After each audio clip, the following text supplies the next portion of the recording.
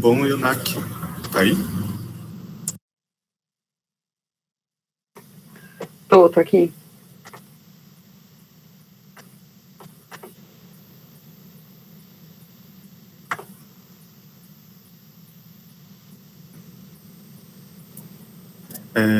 Acho que as 2 palestras acabou. Aí, se você quiser, nós podemos começar. Eu só vou te apresentar rapidinho para o pessoal. Tranquilo. Deixa eu só... Tá bom.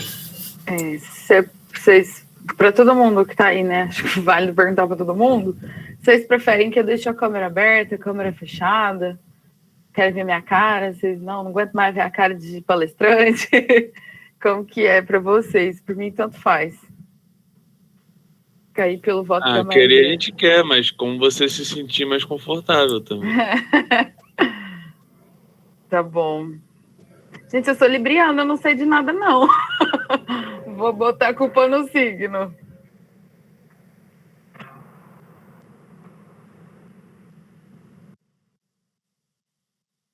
Bom, acho que se você quiser deixar aberta, que aí o pessoal é bom que te conhece, mas caso você não se sinta confortável no decorrer e quiser fechar, tudo bem. Suave. Eu vou deixar aberta, eu vou só esperar um pouquinho o barulho passar aqui. Ok.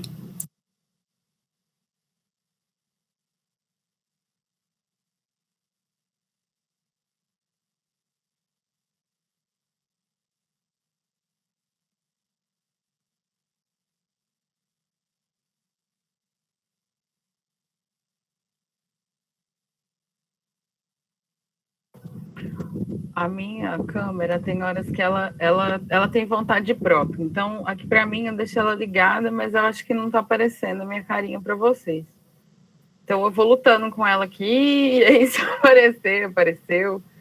Se quiser, eu tento entrar na chamada de novo também, pode ser. Porque a hora que eu entrei, ela estava funcionando. Sim. Aí eu fechei, ela parou.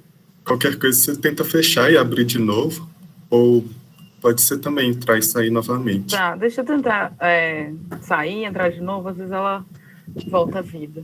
Tá bom. Lutando com ela aqui, e aí se aparecer, apareceu.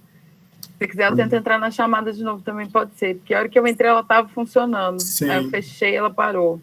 Qualquer coisa, você tenta fechar e abrir de novo, ou pode ser também entrar e sair novamente. Tá, deixa eu tentar sair, entrar de novo, às vezes ela volta à vida. Tá bom.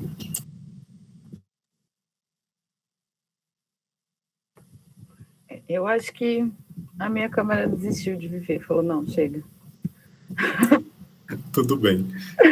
Mas tudo bem. Vamos tacar o pau já. Bom, gente, boa tarde. Sei que deve estar todo mundo cansado, mas eu e o NAC prometemos uma palestra super legal e descontraída. Vocês já devem me conhecer, mas... Então, não vou me aprofundar muito em mim, mas a UNAC, ela é uma mulher indígena de etnia terênica Diel, mineira, bióloga, amante de fotografias, plantas, arte animal e da vida, vivendo uma pluralidade. Hoje ela vai estar falando um pouquinho para vocês sobre como é a entomologia através dos olhos da cultura indígena de várias regiões do país. Espero que vocês gostem, que aproveitem. E agora o palco é todo seu, Yunak. Sinta-se à vontade, quando quiser. E aí, gente, boa tarde. Tá dando para ouvir o áudio, beleza? Todo mundo ouvindo, suave. Se estiver fazendo muito barulho... eu moro perto do exército da minha cidade, e aí hoje parece que eles resolveram passear com os helicópteros aqui. Então, às vezes está passando algum, se fizer muito barulho, que incomodar, vocês avisem que eu fecho o microfone e depois a gente continua, tá? Combinado. Mas boa tarde, eu sou Yunak, igual o Juan me apresentou. Eu formei nesse finalzinho de ano agora em biologia pela UFO. Vou ser sincera aqui, a minha área de pesquisa não é entomologia, mas a minha área de pesquisa é a decolonialidade também, né? Meu TCC foi sobre plantas medicinais e fotografia. Por isso que eu falei que eu sou amante de fotografia, gosto muito, acho muito legal e tenho buscado me aprofundar um pouco disso. Eu gosto também de todos os tipos de artes, assim, né, no geral. E vim aqui falar um pouquinho para vocês, quebrar um pouquinho, né, de alguns conceitos que vocês têm. Eu gosto de falar assim, que sempre sai alguém com uma sementinha nova na cabeça, com uma ideia diferente, ou com um pensamento assim, tipo, putz, nunca tinha pensado assim e tal. Então, eu sempre gosto de falar que eu vou plantando as sementinhas na cabeça das pessoas. E se vocês quiserem falar, comentar, perguntar, contar alguma coisa, fazer algum comentário, qualquer coisa que vocês quiserem, fiquem à vontade, abre o microfone, fala, pergunta, questiona, tá? Eu quero que seja mais como um bate-papo do que eu estar aqui falando conteúdo na cabeça de vocês, até porque eu imagino que vocês já ficaram o dia inteiro nessa toada, assim, de só ficar ouvindo as pessoas falando. E como é um conteúdo, um tema que não vejo muito nos eventos acadêmicos, né? Trazer essa perspectiva diferente. Então acaba que as pessoas normalmente têm dúvida, perguntam, quer saber. Então, fiquem à vontade para falar. Eu não sei se eu vou conseguir ver o chat de vocês, então dê preferência para o microfone mesmo, que aí eu consigo escutar, tá? Ou então, Juan, se você vê que tem alguma coisa no chat, que alguém quer perguntar, falar, se você puder me avisar, eu agradeço. Aviso sim, sem problema. Beleza. Eu vou tentar compartilhar só a janela da apresentação dos slides, e aí vocês me avisam se deu certo.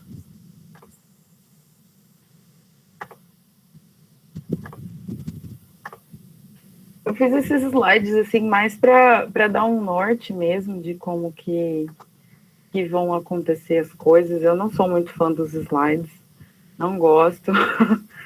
Eu acho meio chatinho assim, mas acho que fica mais fácil de vocês entenderem como que vai funcionar. Eu acabei falando um monte de coisa já que estava aqui nos slides, mas a vida tem dessas, né?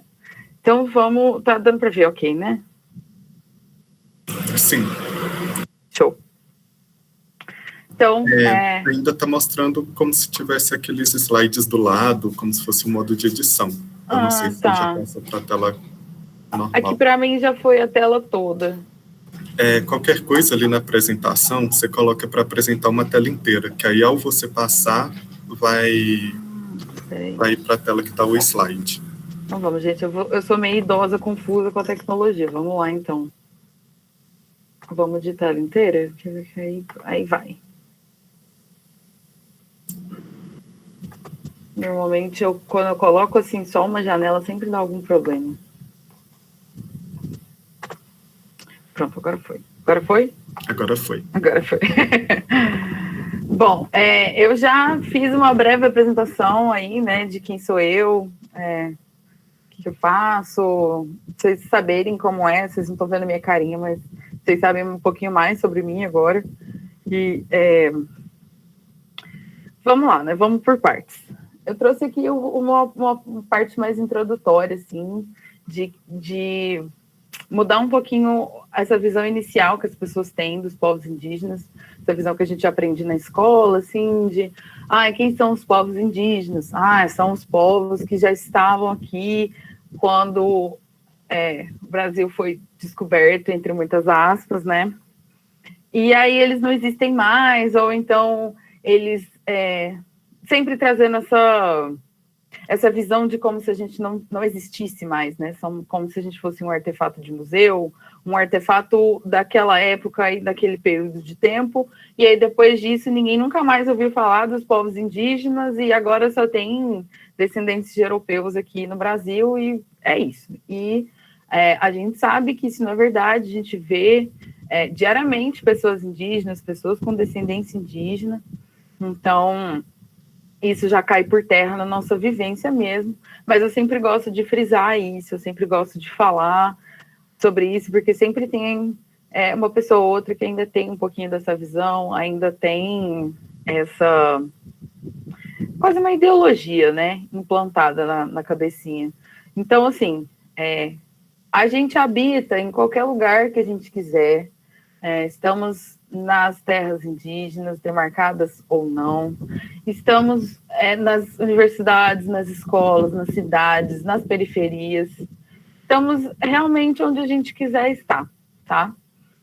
A gente veste o que a gente quer também. Quando a gente quer vestir as nossas roupas tradicionais, a gente veste. Se a gente não quiser vestir nada também, a gente não veste. Se a gente quiser usar uma calça jeans, a gente usa. Então, isso da gente só usar um tipo específico de roupa ou não usar, isso é um mito, uma falácia que espero que nenhum de vocês ainda acredite nisso. E a polêmica mais comum, né, mas vocês são indígenas e vocês têm telefone, vocês mexem no computador, vocês usam rede social, então vocês não são indígenas mais, e aí toda essa baboseira aí que todo mundo prega, né, todo mundo fala. E a gente tem iPhone, se a gente quiser, tem computador, dá palestra, dá curso, tira foto, faz TikTok, faz Instagram. Não só pode, como deve, porque eu acho que as redes sociais hoje em dia elas são uma ferramenta muito aliada, né, do movimento indígena. Elas servem muito para a gente expor o que realmente acontece dentro dos movimentos, dentro do cotidiano, assim, das comunidades que muitas vezes sofrem algum tipo de violência, passam algum tipo de dificuldade, e a grande mídia acaba muitas vezes fingindo que nada está acontecendo, né? Então, povos indígenas, como sempre, na sua forma de resistência, mostrando o que realmente acontece, como as coisas realmente são. E aí as redes sociais vieram para ajudar mais um pouco nessa luta, né, diária. Seguindo aqui. Bom, dei um pouquinho de um panorama, assim, né, do que são os povos indígenas. Não somos mais a mesma quantidade também do que quando o Brasil foi invadido, mas continuamos aqui. No início, então, vou falar agora um pouquinho da etnociência, como que eu descobri isso e tal, como que eu vim parar nesse meio de etnociência, né? Igual eu falei para vocês, o meu foco ele é na etnobotânica, principalmente plantas medicinais. E aí, isso foi uma coisa que sempre esteve presente na minha vida, porque o meu pai, ele vende plantas medicinais aqui na minha cidade. Ele viajou o Brasil inteiro, na verdade, vendendo plantas medicinais, ele sempre viajou muito e montava uma banca numa cidade e vendia suas plantas, e aí ele sabia sempre para que cada planta funcionava. Você toma um hibisco para, não sei, desinchar, ou então você faz uma infusão de buchinha para desentupir o nariz, ajudando a sinusite. Então, assim, ele sempre soube o uso de uma planta medicinal, sempre vendeu. Então, eu sempre fui aprendendo um pouquinho aqui, um pouquinho ali, ele sempre foi falando. E eu nem sabia que isso tinha um nome, que isso se chamava etnobotânica, se chamava etnociência. Para mim era o dia a dia, para mim era vivência. Para o meu pai também é vivência, a vida dele é isso, não tem um nome, é a vida dele, e pronto. E aí eu, né, nesse cotidiano, acabei querendo fazer o meu TCC baseado nisso, baseado no estudo das plantas. Eu queria fazer uma coisa um pouquinho mais científica, assim, né, voltado para as propriedades das plantas e tudo. E aí, no meio do caminho, eu escolhi fazer uma coisa mais artística e tal. E aí, nisso, em ter que fazer os estudos, né, para o TCC, eu trombei com esse termo, né, da etnociência. E aí, eu baseei a pesquisa do meu TCC em cima de um livro que eu não me lembro do nome agora, mas que eu posso pegar para vocês daqui a pouco, da hora que a gente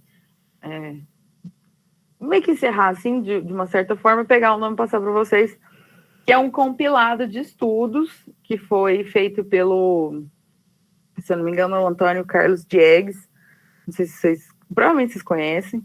E aí ele fez um compilado de vários estudos, e aí muitos desses estudos traziam esse conceito da etnociência, de como que isso surgiu, muitos estudos feitos nos parques de preservação norte-americanos, né, europeus, de como que a natureza se molda e ela pode ter sido moldada pela interferência humana ao longo dos anos de evolução, né, que o ser humano, ele não é uma coisa alheia à natureza, ele não está de fora, ele não é um espectador da natureza, ele faz parte daquilo, e como um ser que faz parte daquilo, ele também molda a sua existência, assim como os insetos, assim como as plantas, assim como outros seres, mamíferos, que um se adapta acaba se adaptando ao outro, né? Tanto o ambiente aos seres quanto aos seres ao ambiente.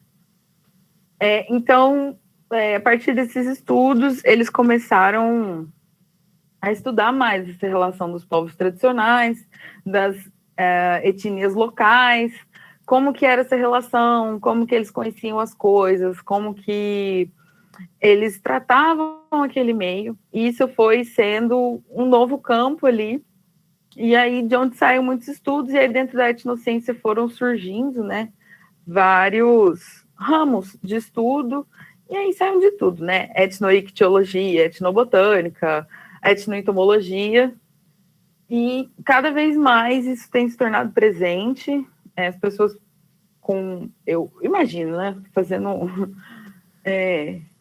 especulando, né, que agora que a natureza está acabando, né, a gente precisa aprender um jeito de preservar o resto que tem, e aí agora a gente precisa desesperadamente olhar para trás e entender como que os povos fizeram para existir em paz com a natureza, sem destruir nada, sendo que poderia ter feito isso o tempo todo, né? A gente não estaria aqui onde a gente está. Mas, já que estamos, isso está tomando força, e aí desde então, mais estudos têm sido produzidos, mais estudos têm sido aperfeiçoados e afinados, isso é uma coisa muito boa, porque o que antes eram conhecimentos dos povos tradicionais, que acabavam se perdendo pela oralidade ou pelo genocídio cultural, acabam sobrevivendo e acabam, muitas vezes, se tornando mais fortes ou sendo revividos com base nesses estudos, com base em estudos antropológicos e várias áreas de conhecimento que têm abraçado mais, né, esse lado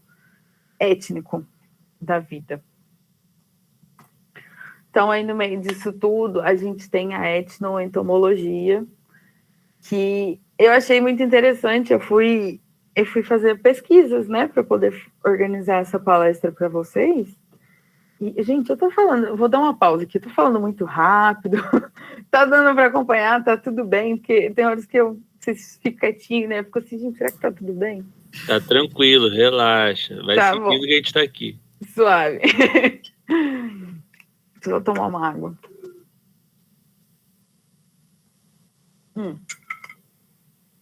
Mas, né, como não é minha área de pesquisa, não é meu foco, assim, o Juan veio com o convite, né, e eu falei, olha, não é minha área de pesquisa, não entendo muito, mas eu posso dar uma estudada, posso falar um pouquinho, né. Aí ele falou, não, tudo bem, a gente faz assim, e aí eu fui estudar, né, fui atrás. E aí, indo atrás disso, eu achei uma coisa muito, muito curiosa, muito engraçada, assim, que toda vez que eu pesquisava a relação dos povos indígenas com os insetos, povos indígenas com abelhas ou com outros animais, a relação é sempre de uma coisa de alimentação. É sempre algo muito curioso, assim. Tipo assim, povo da Amazônia, do não sei aonde, se alimenta de larva do não sei o quê. Povos indígenas se alimentam de formiga não sei das quantas. Então, tipo, se criou uma imagem, se criou uma relação de que os povos indígenas usam os insetos somente para se alimentar e é uma culinária exótica daquele povo. Tudo bem, pode ser, faz parte daquilo, mas não é só isso. Eu achei, inclusive, muitos poucos estudos sobre como os povos indígenas veem os insetos. Eu achei 2 maravilhosos que eu trouxe para vocês o nome deles, com alguns exemplos e como que eles foram estruturados, eu vou mostrar depois.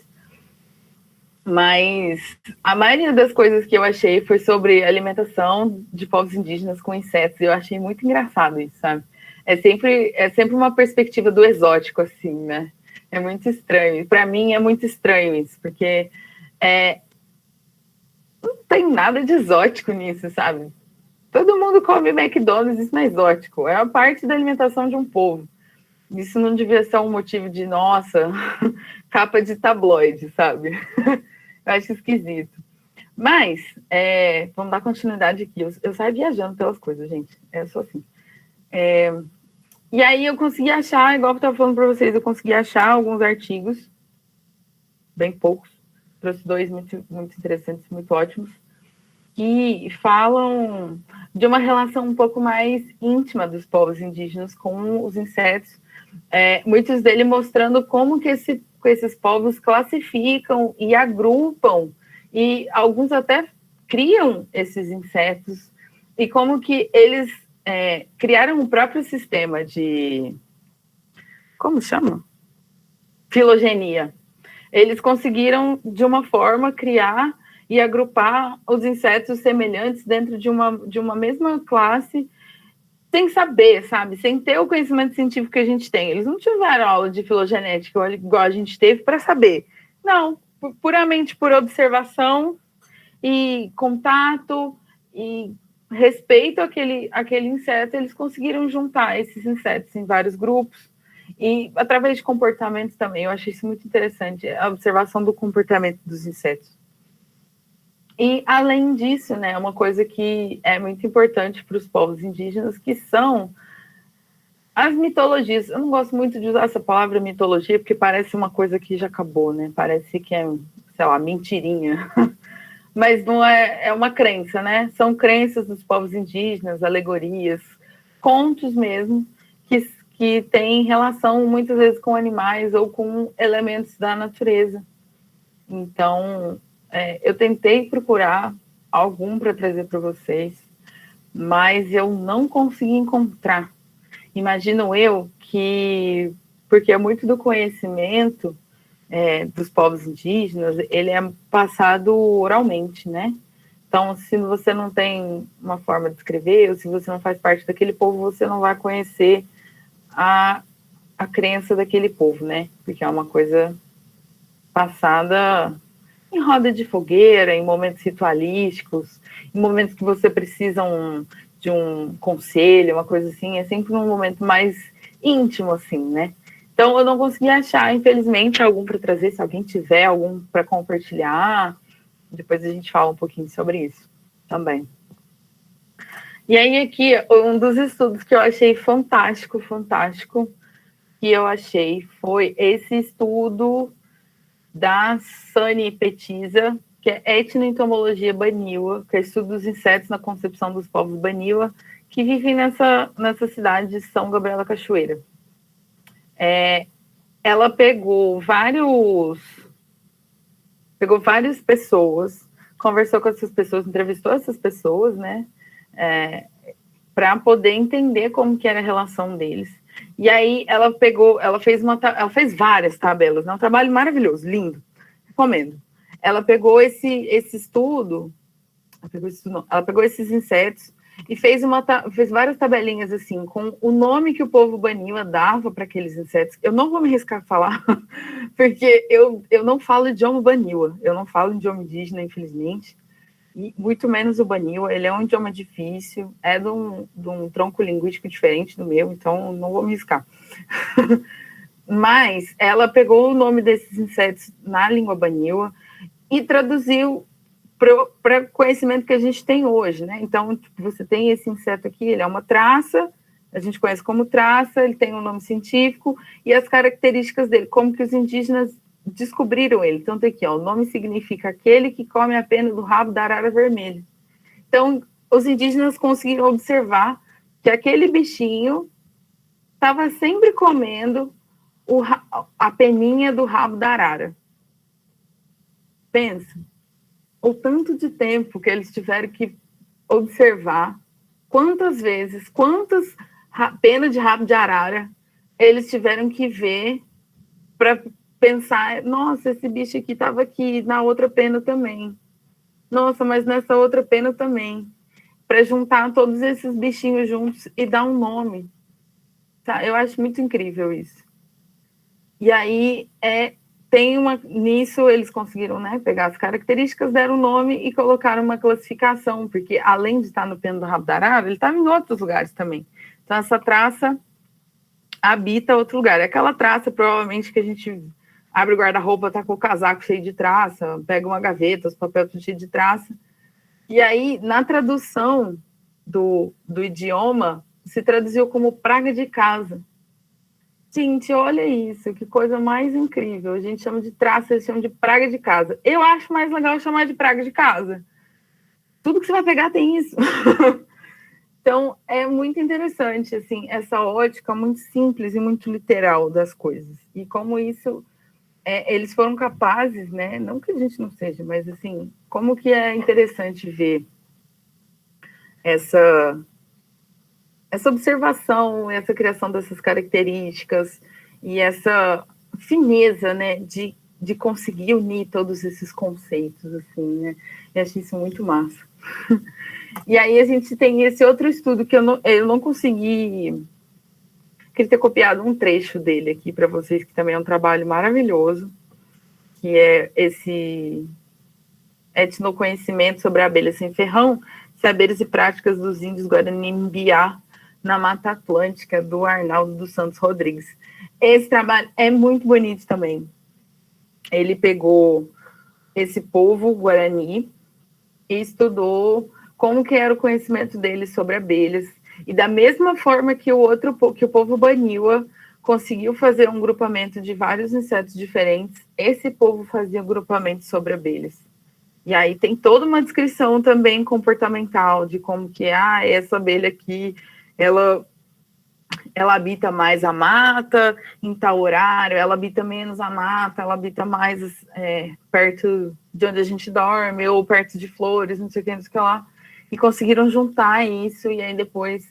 esse rapaz desse estudo, ele até traz a classificação científica, né, para a gente, e aí como é muito, muito próximo, muito parecido, só é uma forma diferente, porque é mais observação comportamental, né? Eu acho que a nossa filogenética, ela é muito... Filogenia, né?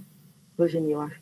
Ela é muito mais voltada para o genético e ela é muito mais voltada para outros tipos de características e pouco para o comportamento, né? Eu acho interessante ver como muitas vezes outros caminhos também dão no mesmo lugar. Mas esses dois estudos foram estudos que eu encontrei assim nessa pesquisa, nesse montante de pesquisas que eu fiz, que sensacionais, eu recomendo bastante. São estudos um pouquinho longos, assim, toma um pouquinho de tempo para ler, mas eles valem muito a pena. São, assim, para mim, são obras de arte mesmo, porque já é difícil você ver estudos sobre isso, quanto mais tão bem feitos, tão bem estruturados, né? Então, são excelentes, assim, recomendo. E eu acho que, no mais, era um pouco isso que eu queria falar, assim, para vocês. Era desconstruir um pouco essa ideia de que os povos indígenas são meros espectadores, assim, das coisas. E que a gente ficou preso numa certa época ou num certo conceito. Porque isso, na verdade, isso é... sei lá... uma viagem, eu acho. E aí, como isso impacta, né? Olha só o tanto de conhecimento que os povos têm para oferecer para as pessoas e para oferecer para comunidades, tanto científica quanto não científica, e isso acaba sendo desperdiçado pelas pessoas por puro preconceito, por puro... sei lá, nem sei explicar. Para mim, é um conceito na minha cabeça que não faz o mínimo de sentido. Eu não sei se é porque eu sou indígena, não sei se é porque eu tenho um pensamento crítico. Mas na minha cabeça não faz nenhum sentido isso não ser aproveitado de uma forma melhor, sabe? E eu acho que espero muito ter feito sentido para vocês, ter sido algo minimamente legal, assim. Eu sei que vocês já estão vindo de uma semana, né, de palestras, de um dia inteiro de ficar ouvindo as pessoas falando alguma coisa. Mas eu espero que tenha sido legal. E se você tiver alguma pergunta, dúvida, quer saber sobre mim, sobre o meu povo, quer perguntar alguma outra coisa, quer fazer um comentário, o seu momento é agora. Muito obrigado pela palestra, Inak. Teve um comentário durante a palestra da Laís, que ela falou que aqui no sul, alguns povos indígenas têm as abelhas de Jataí como sagradas, mas, infelizmente, não saberia dizer qual etnia. Você saberia algo a respeito? Porque eu sei que são vários povos, então não tem como saber de todos. Então, só as abelhas... Tá, no sul, eu sei que o povo caingangue, eu acho que tem uma relação interessante com a abelha jataí. Eu lembro de ter passado o olho por algum estudo em relação a isso. Se eu não me engano, é o povo caingangue. Mas pode ser que eu esteja errado. Se você quiser, eu dou uma pesquisada rapidinho aqui, a gente vê. Eu também adorei a palestra, e o NAC, eu acho que tem muita coisa ainda para ser estudada. O Gabriel levantou a mão. Se você quiser, pode falar, Gabriel. Oi, Inak, tudo bom? Muito obrigado pela palestra, foi incrível. E eu gostaria de perguntar como que você vê a participação do seu povo nas faculdades, nas universidades, e da permanência, né? Também muito importante. Em relação ao meu povo, então, igual o Juan tinha falado mais cedo, eu acabei não trazendo muito sobre isso, né? Porque ele já tinha falado e na minha cabeça é normal, eu assumo que todo mundo já entendeu. Mas eu sou uma mistura de duas etnias, na verdade, porque a família do meu pai é indígena, né? E aí, da família do meu pai, a minha avó ela é terena e o meu avô é cadivel. São dois povos do Mato Grosso do Sul, numa região próxima um do outro, ali próximo a Bonito, Campo Grande, naquela região. E aí são dois povos que têm uma relação de irmandade, assim, são próximos. E aí o povo cadivel, eu não sei te dizer com muita certeza. Mas o povo terena, muitos jovens terena têm saído das aldeias, das comunidades, para poder fazer faculdade, curso. Muitos acabam fazendo algum curso voltado para agronomia, que é muito forte na região, agronomia, zootecnia, muitos vão para essa área, assim, e alguns, eu não sei te dizer se é uma porcentagem grande ou pequena, porque a porcentagem de jovens indígenas que acabam indo para a universidade é baixa. Os que formam, eu acredito que seja ainda mais baixa. Então, a permanência, normalmente, ela é muito difícil. Eu falo assim, por experiência própria. Eu sou uma indígena que nasceu em contexto urbano, cresci em contexto urbano, e já foi difícil para mim passar pela escola, passar pela faculdade. Agora, eu imagino o choque cultural que é para um jovem de uma aldeia sair da aldeia e se enfiar numa cidade para fazer uma faculdade. É um choque cultural muito grande, não é fácil. É muito complicado você entender a lógica e a didática não indígena e encaixar isso com o pensamento indígena, sabe? O pensamento, a forma de pensar é completamente diferente. Eu acho que, da minha experiência, os indígenas, eles não têm um pensamento linear igual não indígenas. Eles não pensam, A mais B é igual a C e pronto, acabou. Não tem isso. A mais B pode ser C, mas também pode ser D. Mas e se eu quiser fazer A mais A e não fazer A mais B? Mas e se eu quiser fazer A mais C que dá igual ao B, entendeu? É um pensamento que vai para muitos caminhos. É quase um filosófico, assim. Então, é muito difícil você pegar esse pensamento que é quase uma filosofia e encaixar em conceitos que já estão prontos e simplesmente falar, não é isso. Porque não é. Na minha cabeça, eu falo isso na minha cabeça, porque na minha cabeça realmente não é. Eu tive muita essa dificuldade. E olha que eu fui alfabetizada, ensinada, criada em contexto não indígena. Eu fiz escola, não estudei em escola indígena, não sei a língua, não sei nada, mas é uma coisa que eu já percebi que acontece com vários indígenas. Meu irmão também cresceu no mesmo contexto e ele também tem muita dificuldade nisso. Tanto é que ele acabou fazendo antropologia, acabou indo para essa área e ele faz muitos estudos etnológicos, assim, porque ele também o que é mais comum, assim, das pessoas fazerem, também não agrada, não faz sentido, parece. Acabei saindo um pouco da sua pergunta, mas eu espero que tenha respondido. Não, respondeu sim, inclusive falou coisas bem importantes, né, que a ciência é totalmente não, né, hoje em dia a gente tem umas leves mudanças, né, mas foi totalmente fundada nos moldes europeus, né, de educação, e que as escolas também seguem, né, tipo, muito legal, obrigado, viu? Imagina, também. Ó, a pessoa foi, deixa eu ver aqui quem foi. A Laís, né, que perguntou do povo indígena que tem relação com os abelhas de Jataí, eu dei uma pesquisada rapidinho aqui, e realmente é o povo caingangue, eles têm uma relação bem próxima, assim, bem íntima. Inclusive, gente, tem um site, depois se vocês quiserem eu mando aqui no chat da palestra, que é um site governamental. Graças a Deus ele ainda não foi modificado, não foi mexido. Nenhum tipo de absurdo está sendo dito lá. Que é o site do Instituto Socioambiental. E ele tem muita informação sobre povos indígenas, quantos ainda tem, quais são. Fala sobre os direitos, fala sobre políticas indigenistas, fala sobre quais terras indígenas já foram demarcadas, quando foram, quais ainda faltam. Traz notícia também. É bem legal. Depois, se vocês quiserem, eu mando para vocês. É o site do Instituto Socioambiental. Se vocês colocar no Google, assim, povos indígenas, Instituto Socioambiental, que vai sair lá. É bem legal, assim. Se vocês quiserem saber mais. O Saulo pediu para mandar, vou mandar já. Tem muito conhecimento, assim. Então tá aí, para quem tiver curiosidade de ver o site. Se vocês quiserem, eu mando o link dos trabalhos que eu falei aqui na palestra também, se alguém tiver curiosidade de ler.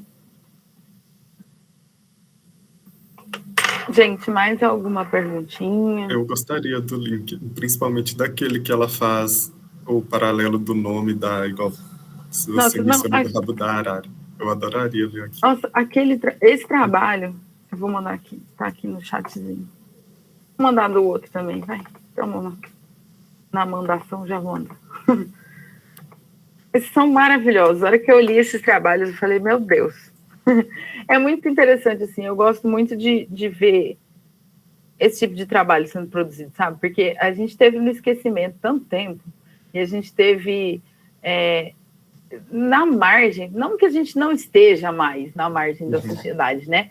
Mas agora, pelo menos, a juventude indígena, ela tem tomado cada vez mais espaço, sabe? Por isso que eu falei no começo a questão da rede social, quantidade de blogueira e figura pública indígena que a gente tem e que fortalece o movimento e que faz ponte de comunicação entre o povo e as pautas e monta os acampamentos. Eu acho que vocês sabem, né, dos acampamentos que tem em Brasília uma vez no ano. É um movimento que chama Acampamento Terra Livre, acontece toda semana do 19 de abril em Brasília. Ele é organizado há algum tempo já. E aí agora com rede social, Instagram, TikTok, os jovens vão e gravam conteúdo e mostram como que é, e isso acaba chamando cada vez mais jovens, e isso vem movimentando uma onda, uma força, assim, de retomada mesmo, de costume, de tradição, de cultura, e que é muito bonito, assim. Não deixar isso se perder de forma alguma, sabe? Se ninguém fizer pela gente, a gente mesmo faz, né? Sempre foi assim? Certíssimo. Yonak, nas duas etnias que você vem, elas têm alguma relação intrínseca, assim, também com algum inseto que você poderia falar para a gente? Olha, uma relação muito assim, não. Aquela região Mato Grosso do Sul, assim, a relação que tem mais próxima com algum animal é com o povo tereno, eu sei, né? Com mais propriedade, assim, é com a ema. A gente tem uma relação muito sagrada com a ema. Uma das crenças, né, é que a ema tem ajudado na criação do povo, né? O povo nasceu e existiu por causa da ajuda de uma ema, tem toda uma história em cima disso. E aí a festa tradicional, né, nossa força, assim, é o Kipaé, que é a dança da ema, que é um ritual, acontece também uma vez no ano. Normalmente as comemorações, elas foram passadas normalmente para a semana do 19 de abril, né, ressignificando aí essa data. Então, normalmente, na semana do 19 de abril, tem o Kipaé, é uma dança circular, e aí tem uns instrumentos que a gente amarra nas pernas, assim, parece um chocalhinho, e à medida que a gente vai andando, bate o pé no chão e vai fazendo barulho, e tem uns paus, assim, parecem bastões de madeira que a gente vai batendo também um no outro, fazendo como coreografias, assim, de bater um bastão no outro, e aí você vai fazendo sons também, e usando as roupas, que os homens usam uma saia de pena de ema, um saiote, com um cocarzinho, e as mulheres usam o sutiã com a pena de ema, a sainha também, saiote com a pena de ema, e no cabelo, os adornos no cabelo. Não é o cocarzinho no cabelo, assim. E aí tem sempre esse ritual. Depois tem comida, né? Normalmente um churrasco, uma coisa assim. É uma festividade mesmo, é uma comemoração. É bem bonito. Que legal, muito legal mesmo. A Débora até falou como não amar as emas. Pois elas são muito fofinhas. Só queria fazer um comentário que eu acho que foi ontem mesmo, né? Nós tivemos a palestra do Elidiomar, que ele trabalha com entomologia cultural, mas é uma entomologia cultural mais voltada à nossa cultura urbana mesmo. E ele pega vários traços dentro da cultura urbana que possui referência entomológica, como, por exemplo, em quadrinhos, filmes, músicas, time de futebol, por exemplo. E eu acho que isso seria fazer isso dentro da cultura indígena, no sentido de entender, de estudar abrangente de como a cultura indígena tem com relação aos animais, fazer essa etnociência da cultura indígena, seria muito legal entender, por exemplo, se um animal para uns poderia ser um mau agouro, para outros seria um sinal de sorte, coisas assim. Eu acho que seria um trabalho super legal a ser feito. Além de depois poder transmitir isso. Mas... Tem situações muito interessantes, né? Acho que foi em 2019, aconteceu uma coisa muito interessante. Você falou disso, de para um ser mau agouro, para o outro não. Em 2019, o Museu do Índio, aqui da UFO, convidou dois artistas visuais, né, para fazer uma oficina, para fazer uma palestra para o pessoal, para a comunidade acadêmica e para a comunidade não acadêmica também. E aí, uma das ações, né, desse evento que eles fizeram foi pintar os muros da universidade com desenhos da etnia, né, dos convidados, e aí um deles era Terena e um deles era Baniwa, o Denilson Baniwa. Eu não sei se vocês já ouviram falar, artista visual muito foda, recomendo. Artes maravilhosas dele. E aí, eles vieram aqui e aí eles estavam contando uma história uma vez, que eles sempre trabalham juntos, eles fazem muito projeto juntos, e aí eles estavam contando que uma vez uma vez aconteceu isso com eles. Eles estavam acampando num trabalho, um negócio assim, e aí passou, acho que era um tatu, era um tucano, eu não sei, era um bichinho assim, nada a ver, né, tatu com tucano, mas assim, acho que era um bicho com T. E aí um deles ficou apavorado, porque o bicho era mau agouro, e aí ele ficou com medo, começou a rezar e não sei o quê, e o outro ficou achando bom, porque era um sinal de boa sorte. para a cultura de um é uma coisa, para a cultura do outro é outra. Isso é muito doido. E é dentro de um mesmo espaço delimitado geograficamente como o Brasil, né? Nós estamos dentro de um país, mas olha tanta diferença cultural que a gente tem dentro de um único lugar, né? É muito doido isso. Muito legal mesmo. O Saulo até comentou que muita gente considera as mariposas como mau agouro, acho que principalmente na parte sul do Brasil, que elas são chamadas de bruxa. Ah, é mesmo. Aquelas mariposas. Eu conheço bruxa, aquelas mariposas bem enormes mesmo. Acho tão bonito. Alguém tem mais alguma pergunta? Já deu 6 horas. Já deu horário, né? Quem tiver pode fazer. Senão encerramos por aqui. Bom, foi uma honra ter você aqui, Nak. Muito obrigado mesmo pela palestra. Espero que tenha sido agradável e você também tenha gostado. Foi incrível, foi muito bom. Muita gente elogiou ali em cima. Sim. Agradeço todo mundo que participou, mesmo depois de um dia cansativo, que teve interesse de vir, de ouvir o que eu tinha para falar. Muito obrigada pelo convite. Muito obrigada assim, por todo o apoio emocional que eu tive aí para estar aqui nessa palestra hoje. E é isso aí, gente. Eu que agradeço você ter aceitado. Muitíssimo obrigado. Se alguém quiser continuar a conversa, saber mais sobre alguma coisa, me procura nas redes sociais, não é difícil me achar. E pode ficar à vontade para conversar, perguntar, saber. Aí o Nak é um anjo super solícito. Sim. Podem... Valeu, Yunak. Obrigado, Juan, também. Foi bem legal participar aqui. Uma boa tarde para todos. Tchau, tchau. Boa noite, quase. Tchau, tchau. Tchau, tchau. Eu acredito que você até deixa terminar essa quinta mais leve para a gente. Ai, podia.